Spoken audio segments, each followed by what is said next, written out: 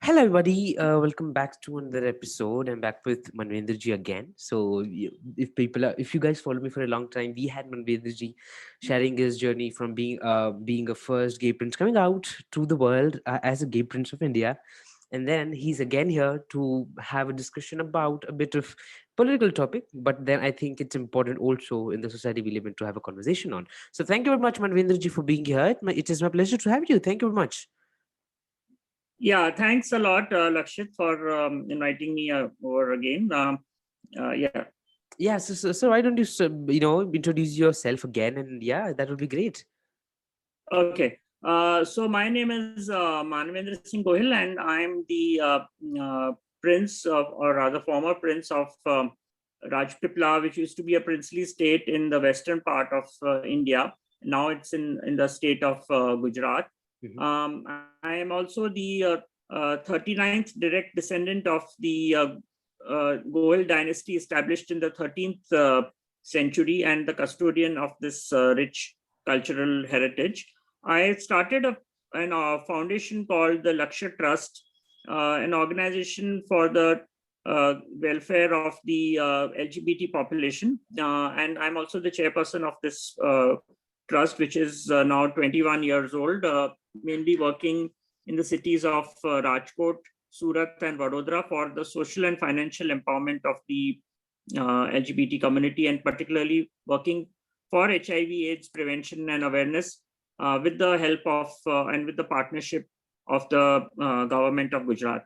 I'm also the ambassador consultant for the world's oldest and largest non-profit organization called AIDS Healthcare Foundation, which is an American-based organization which works for HIV testing and treatment, and I represent them in India.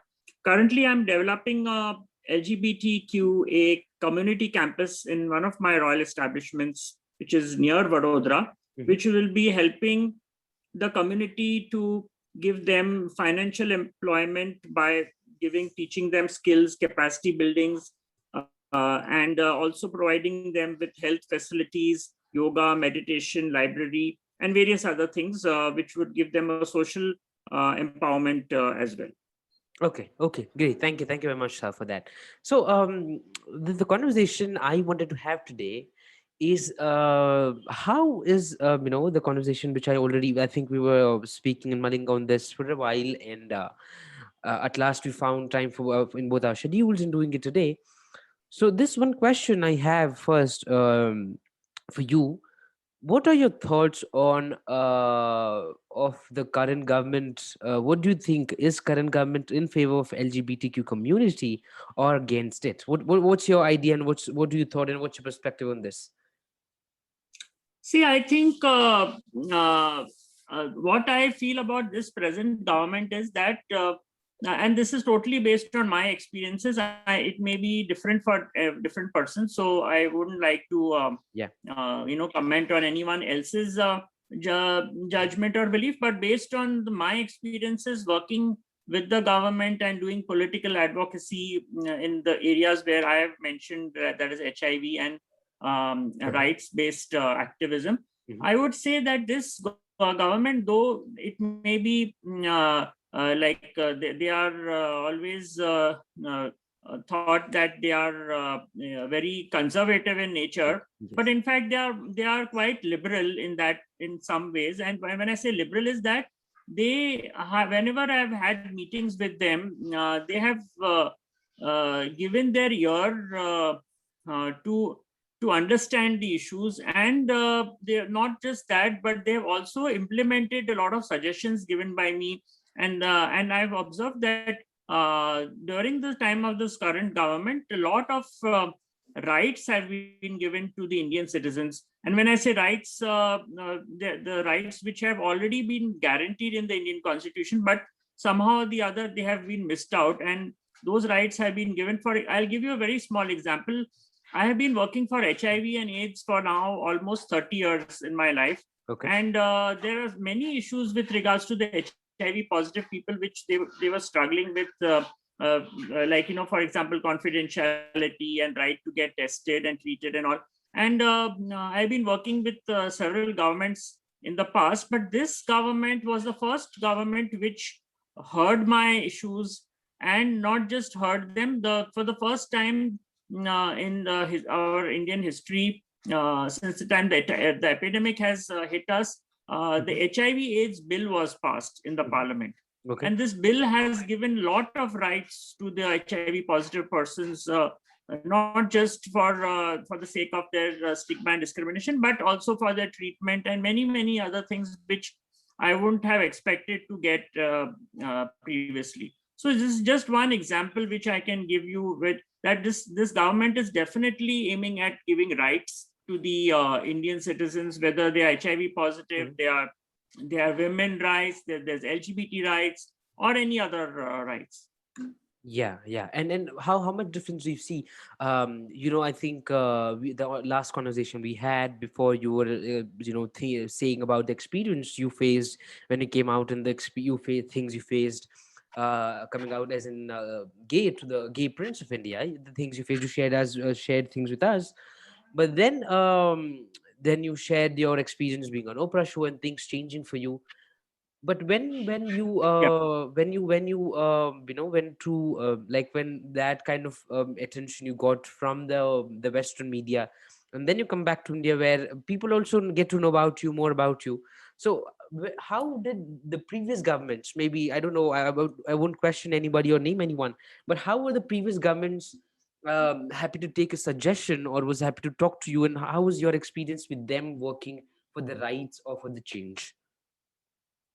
See, I will tell one thing, that I, in fact, don't favor any government, or I don't favor any political party. I'm kind of a neutral person when it comes to political parties, because I don't belong to any party. Yeah. For me, it is important to favor the person who favors me.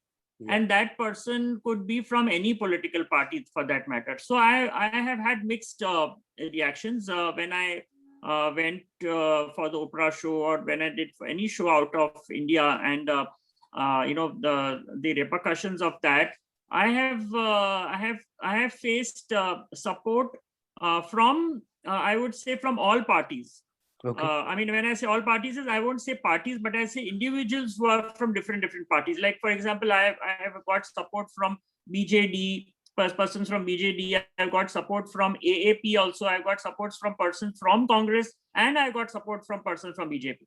So that's why it's very important to know that you cannot make an allegation against a particular party who is for or against. It is the person in the party who plays an important role for me, and it is that person whom I've held, has helped me as an ally.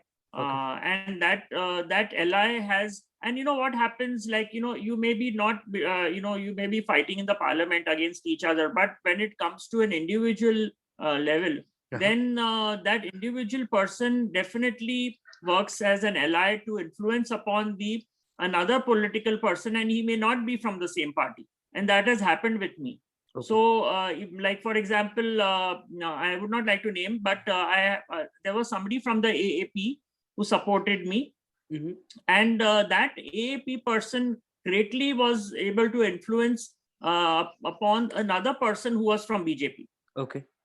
So I mean, even though we know BJP and AAP don't get along well, Yeah. they are in the opposition. That is that we've seen that. But when it comes to an individual person, then that has a greater influence on changing the mindset, or helping the other person to understand the issues, our issues. And they may be the worst enemies, but still in the party wise, but still that influential power is there of that one person to help change the other person. Yeah, true. And also, yeah, the of course, Aam Aadmi Party, the AAP and BJP are one of the parties which are, of course, against. But I think they are very, very kind of very close and similar to the ideologies they share.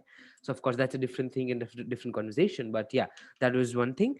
And yeah, so we also saw a lot of different stuff happening. One of the thing which was into media attention was Noida's metro station, which was given the staff, the I think almost everyone working there was from were transgenders or gays or from the LGBT community. Or then the Noida, I think the metro station was painted in the LGBT flag. So how does that create an influence? What do you think? What's your thought on this? That doing things as painting or coloring the metro station in the pride colors, what's your thought on that? Do you think, does it create an influence? Does it um make what do you say, does it change something, or is just something normal or simple, which don't have that big impact? What's your thought on that?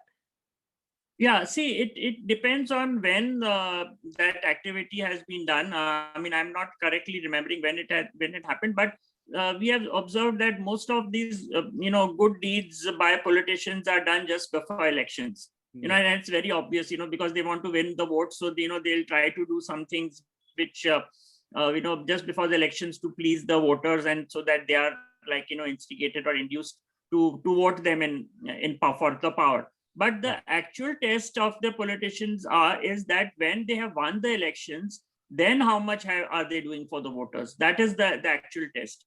Okay. So according to my again, coming back to my experience, there have been politicians who have promised me many things about, and when I say promise me for the community, for the LGBT community, Mhm. when they have come to me for votes. And as I said, the actual test is when they win the elections. And after they won the election, there have been a few politicians, again from different parties, who have kept their promises and have supported me on many various fronts. I would like to talk about a particular political person from the BJP party who stood for the elections in Baroda. Now, this person actually came to me for votes, and it's very interesting to know that why they feel that a person like me can help them win elections is because he realized that we have numbers. We are, though we may be sexual minority, but we are the LGBT community in anywhere in the world. We are the best networked community, and we have a very strong network and a very good unity Yeah. when it comes to getting the people together, because we are all marginalized in some way or the other. Yeah. So this person, he came with me with the hopes that if I support him and support his party, Yeah. then he would be able to win the elections. And this was the first time that somebody thought of that. And then I said, yes, please come down to my office in Baroda. I met him, and he gave me many. And that was the time when the Section 377 was not being even heard in the Supreme Court. It was much prior to the case getting heard in Yeah. the Supreme Court. That Yeah. was the period, and he promised that, look, I can reach your voice to our chief minister, and through the state, we can try and push this matter in the Supreme Court to see that how this Section 377 can get amended. That will be, he said, that is going to be my major agenda and my promise to you if you help me win the election. Okay. And I said, okay. I kind of thought about it. I asked my colleague in my trust, and he said, let's give it a try. There's no harm, Worst come to worst, he will not fulfill his promise, but there is no harm in supporting him. Yeah. And he was very calculative. Like, he had realized that we are in touch with almost 25,000 men population in the city of Gujarat, in the city of Baroda alone, whom we have reached out to during our Lakshya Trust activities. And each person, individual, most of the gay men are married to women. That is also known. So he counted that each individual I know or who has been serviced by Lakshya Trust is having 3 votes. Okay. Either he has a mom and dad, or he has either mom or dad, or he has a wife, Okay. or there is somebody else. So 1 person equal to 3, which means he had calculated that I could give him several thousands of votes, Yeah. if he wins, if I really support him. So I did that. I told my entire staff and all my community that you have to vote for this particular person. And when the election results were declared, he won by the highest majority ever any person has won in the state of Gujarat. So he broke even Modi's records, in fact. So he won by the highest majority. One of the first persons he contacted after he won the election was me. And he called me up and he said, thanks to you, I have won the elections, not just one, but I've won by a huge majority. And this was the first time he was even standing for elections. He had never stood for election before. This was his first election. And he won by such a huge majority. First thing he did after getting into power is he came to my office, had a meeting with my staff, listened to a presentation, and sent that presentation to the higher ups in his party. Not just that, he also this was, I remember, the year 2013 when Congress was in power, and he was in BJP. And he made it a point to fly me and my colleague from Lakshya Trust, as well as two other trans women who have been connected with us, to Delhi to meet the Minister for Social Justice and Empowerment, Government of India. I'm not remembering her name now. She was a Congress politician. So that happened even before the Nalsa judgment came in 2014 Supreme Court. So so these are the people who I kind of like to support, who don't just promise, but they see that they fulfill their promises. So so this example I have quoted this example when I go abroad also, and I have been to America and Europe and all those places. When I talk about political advocacy, I mentioned this person because we need to get inspiration from people like these. Even when the 2013 we lost the Supreme Court judgment, and we kind of protested against that loss. We had a silent protest in Baroda, where we were told to wear black clothes and come. Even though he was a sitting BJP MP from Baroda, this gentleman joined us in this protest. So so that goes to show that he really supported us, not just in trans issues, but also in the other sexual minority issues. True. Yeah, really good. Yeah, that's really wonderful. Thank you very much for sharing it here. It was very nice that you shared it. I'm really glad. So this one more thing which was on my thing to talk about was the current judgment, the current statement given by the current government in the case which was to legalize the same-sex marriage under the Hindu Act, the Special Act. Sorry, not the Hindu Act, the Special Act, which was asked by the community. So there was a statement by the government saying that such kind of marriages can't be. Sorry, I won't misquote it. So I'll just read it after seeing it, so that doesn't put me in a. Yeah. So just a minute. I'll just remove that out and read it. What the government has to say. Just a minute.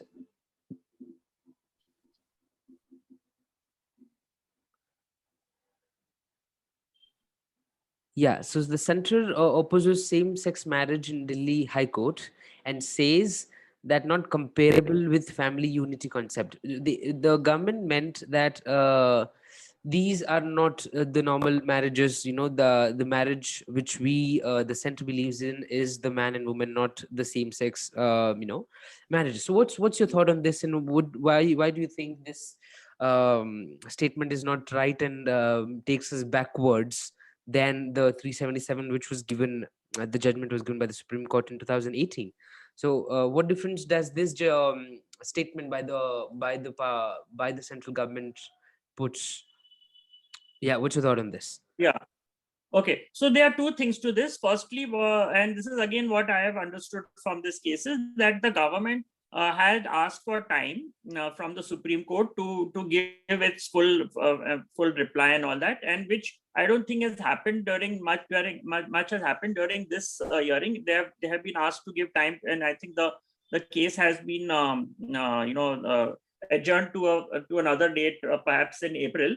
Even having said that, whatever has been presented, I think it is more of a lawyer's opinion. And one thing is clear, that look, when you are filing a petition and against somebody, that defendant has a right to defend himself or herself. True. That is the meaning of a defendant. I mean, if that defendant doesn't react to it, then that means there's no need for a court case to be done. It is common sense that they have a right. I mean, that right need not be their the party's right. It could be an individual opinion. We are as of now, the hearing has not happened. It is just the lawyer's perspective of what they feel is right, which they have mentioned in this in this matter. So whenever I was asked a question by the media, I said that, look, it's too early to comment on why this kind of an argument has been said, because we really don't know whether it is the party who has said it, is the government who has said it, or it is a lawyer's perspective on this or opinion on this.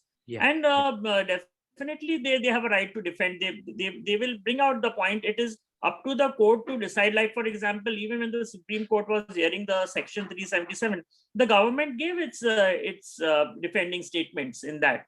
And it was purely based on evidence and logic.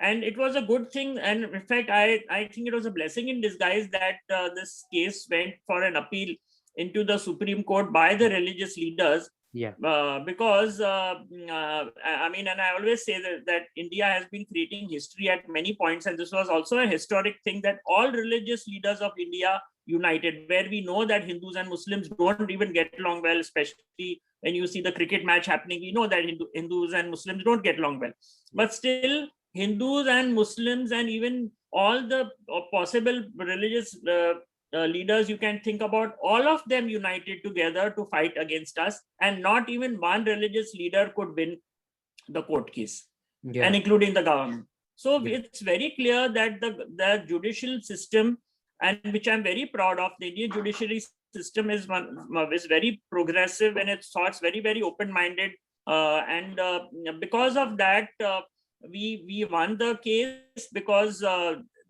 any court of law asks for evidence, and no religion teaches hatred. And no government also teaches that we should be unkind to its citizens, create discrimination. And I think the best example of that is our Indian Constitution. Our Indian Constitution is one of the best drafted constitutions of the world. Even Hillary Clinton, I remember, I've heard her talking in a human rights forum, where she has praised the Indian Constitution. It's a pity that we, the people of India, are not aware of the Indian Constitution. It's like, many times I feel I should do a random survey and ask the people, how many of y'all have also read the Indian Constitution? We don't know our rights. So how can we even argue about things?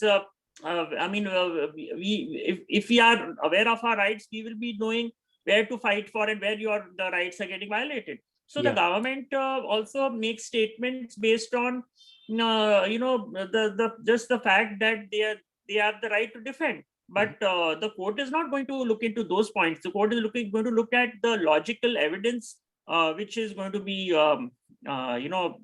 sent to them. Another thing I would like to point out, when it's coming to government and it's come to judiciary, see, we know for the fact that a lot of governments have a great influence on the judiciary system. We have faced this in the past when Madam Gandhi was the prime minister, and the royal families, she went against the royal families. We won the court case, and she manipulated, and she got the judges changed overnight just because she wanted to win the case. We know the fact. We know that Supreme Court judges are also can be manipulated by political parties. But this did not happen in the Section 377 case. So that is a point to be noted. That's a point to be noted, that if the BJP wanted, they could have manipulated and got the judgment in their favor. But they did not do that. They had full justice in our judicial system, and they had full faith, and they respect the judgment which was given by the Supreme Court. Yeah. And do you think possibly we can expect the such maybe that the court logically and understands the necessity that the bill will have to be passed because of the growing people accepting themselves and coming out? And I think if such things doesn't happen, it's going to be harmful for the community as a big thing. So what do you think? Definitely. Yeah. Definitely. See, I am very optimistic that this case is definitely going to come in our favor. It may not happen very soon. It may take a little time. We have to be just patient enough. But definitely, this case which has been filed in the Delhi High Court it's going to come in our favor. Because there's another thing attached to that. There was a recent study done by the World Bank with respect to India. Okay. And that study has said that the economic development of a country like India depends on how much it is able to recognize the human rights of its citizens. Yeah. And so it is very clear. See, no government or no country wants that you should be bankrupt or that we should have financial crisis. I don't think any country in that world wants that. So if India is not some country which is having debt free. We are in debts. We are in debts of millions, billions. I don't know how much. I also don't know the facts, but we are definitely in debts. If India wants economic development, it has to recognize the human rights of its citizens, and which it has done in the past. Like as I mentioned, it has given rights to women. It has given rights to HIV positive persons. It has given rights to transgenders. It has given rights to the LGBT population. So it will definitely, give rights to the same-sex partners as well. Because every individual has a right to live or love somebody and without harming another person. True. So this is a human right, and we are citizens. We are equal citizens, which have been guaranteed to us by the Indian Constitution. So definitely, these rights will be given because India wants economic development. True. And India wants to be like not just economic development. India wants to be in par with other countries in the world which are developing. India cannot afford to lose its economy. At this and especially now with all this pandemic and all these other things which are happening, India definitely needs to surge with economic development, and would like to see that India is debt free. So it will definitely act at the World Bank's, and World Bank is not some ordinary bank. It's a bank which controls the whole world. World, yeah. So if World Bank has done this study, definitely there has been some logic behind this study. True, sir. True. Yeah. So again, I think this. So it would be great if you could leave a message before we end this session. So what would be your message to anybody listening this or hearing this? See, my message to the people who are listening to me is very clear that whenever you make a judgment or an opinion on any person, whether it is LGBT or non-LGBT, anyone, please step into the shoes of that individual and understand what he or she or they are going through, what are their struggles, what are the challenges they are going through in their life, and then make an opinion. If we do not know of a subject or matter, please educate yourself, because ignorance can be very harmful to any person, and it could have major effects or negative effects on not just that individual but at society at large. So we need to educate ourselves. We need to educate ourselves on the rights, what are rights, and please read the Indian Constitution. The Indian Constitution is like a holy Bible. We need to read the Indian Constitution, need to know what are our rights, Yeah. then we would be able to live a life of freedom, life of equality, and life where we won't be judged or we won't get discriminated. True. So that's my simple message, which I would like to give to the people who are listening to. Great, great. Thank you. Thank you very much, sir, for being here again. I think it was a fun conversation, and thank you very much for keeping your perspectives in what you think. Again, thank you very much. It was my pleasure to have you. Thank you. Thank you, Lakshit.